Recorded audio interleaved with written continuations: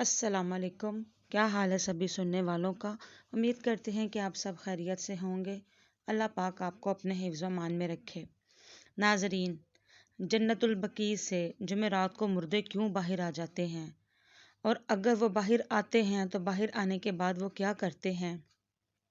یقیناً یہ ایک ایسی بات ہے جس پر یقین کرنا انتہائی مشکل ہے، لیکن جنت البقیع کے گورگن کا کیا کہنا ہے اور ان مردوں کے باہر آنے کی تصاویر اور ویڈیوز جو منظر عام پر آئی ہیں وہ بھی ہم آج کی ویڈیو میں دکھائیں گے۔ تو ناظرین، یہ بہت ہی پر اسرار ویڈیو ہے۔ آج کی یہ ویڈیو آپ کا سر گھما دے گی کہ یہ ہے کیا معاملہ۔ ناظرین، جیسا کہ آپ جانتے ہیں، جنت البقیع مسلمانوں کا پہلا منظم قبرستان ہے۔ یہاں پر دفن ہوئے افراد خوش نصیب اس لیے کہلاتے ہیں کہ اس مقدس خطے میں کئی صحابہ کرام کی قبریں بھی موجود ہیں۔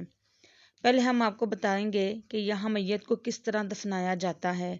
جیسے ہی کسی کا انتقال ہوتا ہے اور وہ قبرستان سے رجوع کرتے ہیں اور لحد بنوائی جاتی ہے، پھر میت کو لا کر اس میں دفن کیا جاتا ہے۔ چونکہ یہ قبرستان مدینہ منورہ میں ہے، اس لیے ہر وقت بڑی تعداد میں مسلمان موجود ہوتے ہیں جو کہ فریضہ سمجھتے ہوئے میت کو کندھا دینے اور جنازہ پڑھنے اور مٹی ڈالنے کے لیے موجود ہوتے ہیں۔ ایک مسلمان کے لیے دوسرے مسلمان کی قبر پر مٹی ڈالنا باعث ثواب ہے۔ جنت البقیع کی ایک خاص بات یہ ہے، یہاں قبروں پر کسی قسم کی تختیاں یا شناخت موجود نہیں ہے۔ محترم ناظرین، یہ کہانی ہے جو آپ کو آج سنانی ہے عبدالرشید کی، جو جنت البقیع میں پچھلے 25 سال سے گورگن کے فرائض انجام دے رہا تھا۔ 55 سالہ عبدالرشید کا تعلق سکھر پاکستان سے ہے۔ عبدالرشید نے شادی کی اور اس سے اس کے 3 بچے تھے۔ قسمت کی کرنی ایسی ہوئی کہ یہ کام کے سلسلے میں آج سے 30 سال پہلے سعودیہ آ گیا تھا، تو شادی کے ٹھیک 10 سال بعد ایک ایکسیڈنٹ میں اس کے بیوی بچوں کا انتقال ہو گیا۔ یہ صدمہ ایسا تھا ناظرین، اس نے ایک مدت اس کے ذہن کو باہر نہیں آنے دیا۔ وہ اسی صدمے کے حصار میں رہا۔ گھر والوں نے بہت زور لگایا کہ اس کی دوبارہ شادی کر دی جائے تاکہ وہ دوبارہ فیملی بنا سکے، لیکن عبدالرشید نے دوبارہ شادی نہیں کی اور اس نے سعودیہ ہی میں اپنی زندگی اکیلے میں بتا دی، کیونکہ سعودیہ میں یہ مزدوری کرتا تھا۔ جب مدینہ میں جنت البقیع میں گورگن کی جگہ خالی ہوئی تو اس نے وہاں اپلائی کیا تو اس کی وہاں نوکری لگ گئی۔ تب سے یہ جنت البقیع میں گورگن کے فرائض انجام دیتا رہا ہے اور انتظامیہ کی جانب سے اسے قریب ہی رہائش میسر تھی۔ عبدالرشید کا کہنا ہے، اس نے جنت البقیع میں ایسے ایسے معجزات اور کرشمے دیکھے ہیں جن کا عام انسان تصور بھی نہیں کر سکتا، اور لوگوں کو یہ سب باتیں صرف جھوٹ ہی محسوس ہوں گی، لیکن اس نے اپنی آنکھوں سے بہت کچھ دیکھا ہے۔ اور ابھی حالیہ جو باتیں عبدالرشید کے سامنے آئی ہیں وہ واقعی عام انسان کو ہلا کر رکھ دے۔ عبدالرشید نے بتایا کہ کچھ سال پہلے جب وہ رات کو ایک قبر تیار کر رہا تھا، رات کے تقریباً 2 بجے کا وقت ہوگا کہ اس نے ایک عجیب منظر دیکھا کہ قبریں اچانک سے پھٹنا شروع ہو گئی ہیں اور اس میں سفید کفن سے ملبوس مردے قبروں سے باہر نکل آئے ہیں۔ زور زور سے پہلے رونے لگے، پھر انہوں نے مسجد نبوی کی طرف منہ کر کے درود پاک پڑھنا شروع کر دیا۔ یہ منظر ناظرین اتنا سحر انگیز تھا کہ عبدالرشید سکتے میں آ گیا، اور جب تک اس کے حواس بحال ہوئے، وہ کہتا ہے کہ دن کی روشنی نکل آئی تھی۔ اس نے بھاگ بھاگ کر وہ قبریں دیکھیں جو رات اس نے اپنی آنکھوں سے کھلتی اور پھٹتی ہوئی دیکھیں۔ وہ بالکل اپنی اصلی حالت میں تھیں، ان میں دراڑ تک نہیں آئی۔ خیر، اس دن تو اسے لگا کہ شاید یہ اس کا وہم ہو اور نیند کی کیفیت ہوگی اور یہ سب اس نے خواب میں دیکھا ہوگا۔ اس نے یہ سب اگنور کر دیا اور کسی اور سے بھی اس کا تذکرہ نہیں کیا۔ مگر اتفاق یہ ہوا کہ ناظرین، اس سے اگلی جمعرات بھی اچانک کسی کی تدفین کے لیے اچانک رات کو اسے جنت البقیع جانا پڑا، اور رات پھر اس نے وہی سب کچھ دیکھا کہ قبروں سے مردے نکلے ہیں اور بلند آواز میں درود پاک پڑھنے کی صدائیں اس کے کانوں میں آنے لگی۔ اگلی صبح پھر سے وہی ہوا۔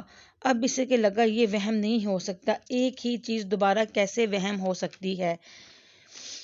پھر سے یاد کرنے پر اسے یاد آیا کہ پچھلی بار بھی جمعرات تھی، اس بار بھی جمعرات کی ہی رات تھی۔ اس کا کہنا ہے کہ دوبارہ سارے ہفتے وہ وہاں پر جاتا رہا لیکن اسے کچھ نظر نہیں آیا۔ جمعرات کی رات یہ پھر دہرایا، اسے کچھ نظر نہیں آیا۔ جمعرات کی رات یہ پھر دوبارہ وہاں گیا تو اسے معلوم ہو گیا کہ یہ معاملہ ہر جمعرات کی رات میں ہوتا ہے، اور اس نے ہر جمعرات کی رات وہیں بتانا شروع کر دی۔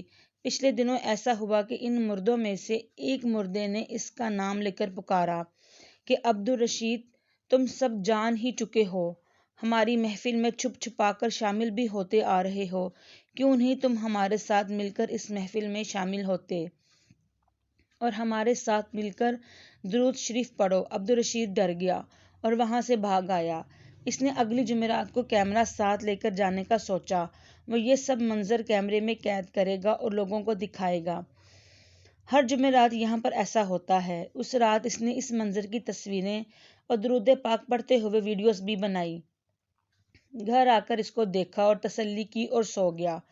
پھر اس نے ایک سعودی میڈیا سے رابطہ کیا اور بتایا کہ اسے ایسی خبر اور مواد ہے جو دنیا کو حیران کر دے گا۔ میڈیا والے اس کے پاس آئے اور اس کی ساری کہانی سنی، کیمرہ کی فوٹیج دیکھنے کا بولا۔ جب اس نے کیمرہ آن کر کے انہیں ویڈیو اور تصویریں دکھائیں تو حیرت کی بات یہ ہوئی ناظرین کی یہ ویڈیوز اور تصویریں اسے تو دکھائی دے رہی تھیں مگر باقی لوگوں کو وہ صرف قبرستان کا رات کا منظر دکھائی دے رہا تھا۔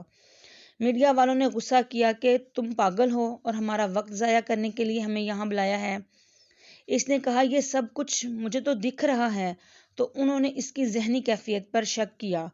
عبدالرشید نے کہا کہ اگر آپ کو یقین نہیں ہے تو اگلی جمعرات میرے ساتھ جنت البقیع میں جا کر خود دیکھ لیں۔ انہوں نے سوچا کہ ایسا کرنے میں کوئی حرج نہیں۔ جمعرات کی رات اس کے ساتھ قبرستان میں بتائی۔ انہیں وہاں پر ایسا کچھ حاصل نہیں ہوا، نہ ہی کچھ دکھائی دیا۔ انہوں نے اس کی ذہنی حالت کا علاج کروانے کے لیے قبرستان کی انتظامیہ سے رابطہ کیا۔ بعد ازاں انتظامیہ نے اس بات سے اسے نوکری سے نکال دیا اور مینٹل ہاسپٹل میں داخل کروا دیا۔ ناظرین، عبدالرشید ہسپتال میں آج بھی قسمیں اٹھا کر کہتا ہے کہ یہ کوئی پاگل پن نہیں ہے، اس نے یہ سب کچھ خود دیکھا ہے، لیکن کوئی اس کی بات پہ یقین نہیں کرتا۔ اب یہ تو اللہ ہی جانتا ہے کہ عبدالرشید سچ کہہ رہا ہے یا واقعی یہ اس کی ذہنی کیفیت کو کوئی معاملہ ہے۔ اللہ تعالی ہم سب مسلمانوں کو راہ مستقیم پر چلنے کی توفیق عطا فرمائے، آمین۔